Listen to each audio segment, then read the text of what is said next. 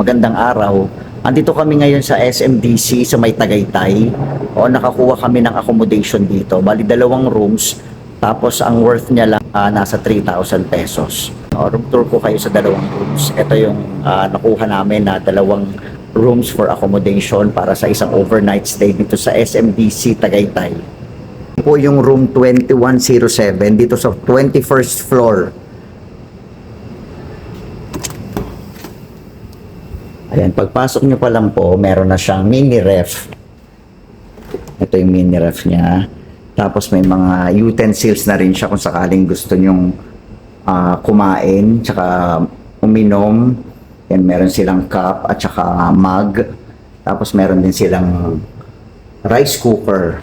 Meron din sila ditong microwave oven. Tapos eto na yung katabi na yung lababo. Bale, eto yung CR.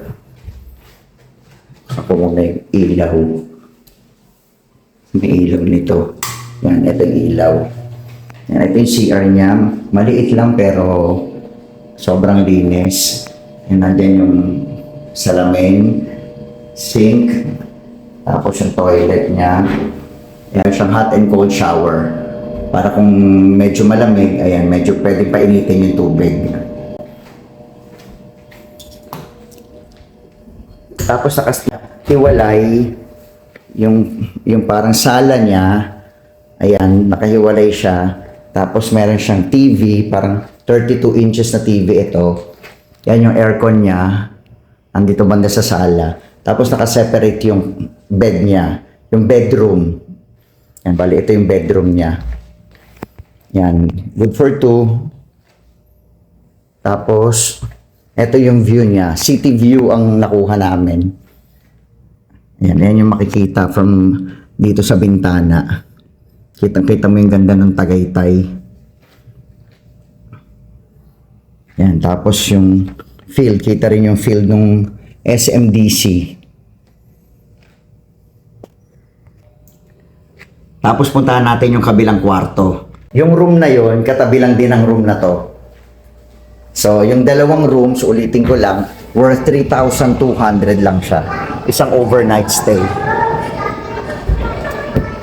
Yan, bali. Yung nakuha naming room, 2107. Tapos yung katabi naman, na isa pang nakuha namin ay 2106. So, ganun din. Pagbukas mo ng pinto, nandiyan na rin yung mini ref niya. Tapos mga utensils.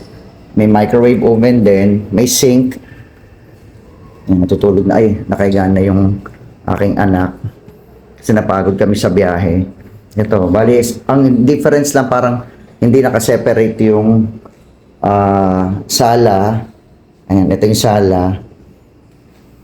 Ito yung TV rin, same laki rin, parang 32 inches. Tapos may internet siya. Tapos, ayan po yung aking bunso.